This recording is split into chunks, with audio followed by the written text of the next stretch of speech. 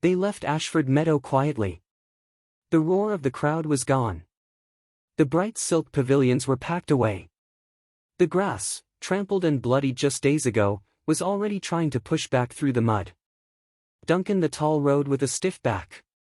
His armor was scarred, and his body was a map of aches that hadn't quite decided to heal yet. But the weight on his chest wasn't from his wounds. It was from the boy riding beside him. Dunk finally pulled the reins. He looked down at the bald-headed boy he had called Egg. You knew who you were. You knew you were a prince. Egg didn't blink. He didn't lie. He just looked at the road ahead and nodded. Imagine that. A 7-foot giant from the gutters of King's Landing, realize he's been ordering a prince of the blood to scrub his cookpots. Dunk's first instinct was anger.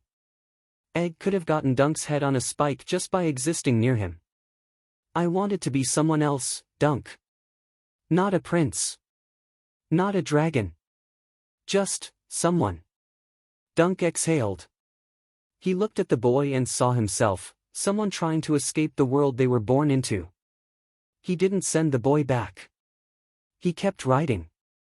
The road became their septon and their master. Egg learned things they don't teach in the Red Keep. He learned how to sleep in a muddy ditch and how to find a meal when you haven't seen a copper in 3 days. He scrubbed the armor, he brushed the horses, and yes, he complained every single mile. But he never quit. While Dunk was winning small tourneys just to keep them fed, Egg was watching. He was listening to the small folk at the roadside inns. He was learning how the realm actually breathes. But the road wasn't just dirt and lessons. It was filled with whispers. At an inn near the Windwater, the air grew cold. Men spoke in hushed tones about old trouble. About dead dragons. Blackfyre. The name felt like a curse. There were those who still believed the wrong man sat on the Iron Throne. Sedition was blooming in the dark corners of Westeros like a slow-growing poison. Dunk saw the shift in Egg's eyes. Even a child prince knows that fools with a cause are the ones who start wars. Years passed. The giant and his squire became a common sight, a fair knight and a bald boy. But then, an invitation arrived. A grand wedding tourney at a place called Whitewalls. Gold. Glory. Celebration. On paper, it was a night's dream.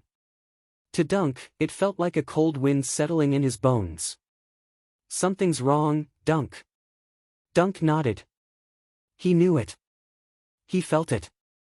But he turned his horse toward Whitewalls anyway. Because that's the burden of the armor. You don't ride away from the trouble. You ride straight into it. Thanks for watching Part 4. Part 5 is coming soon, so subscribe now so you don't miss the conclusion. Quick question for the road: which character from these stories is your absolute favorite? I'll be hanging out in the comments to see who takes the crown. See you in the next one.